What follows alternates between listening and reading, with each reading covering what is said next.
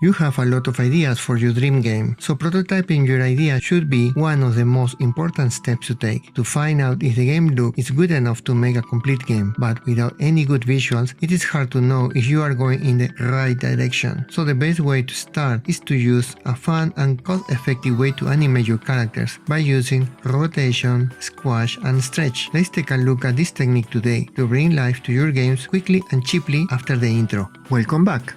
If you are new to the channel, I make games, and you can download many of my games from the link in the description below. Recently I played a very simple game, but as you can see here, characters have a very simple but cute animation. With just one sprite and using the same logic, you can animate every single character in the game, just by using rotate, squash, and stretch techniques. Animation can be one of the most time-consuming and expensive parts of the game development, so you need to prototype the game before you spend months drawing it. Squash and stretch is a fundamental principle of animation, but you can also rotate sprites a little bit. It's all about exaggerating the motion and deformation of objects to convey weight, flexibility, and motion. By manipulating the texture of your characters, you can create the illusion of dynamic movement. This is particularly useful in 2D games or simple 3D games. In this game, each character uses basically two sprites, one for idle, movement, or death, and one for attacking. It's pretty basic but allows you to prototype the whole game in less than a week and understand the strength of your game loop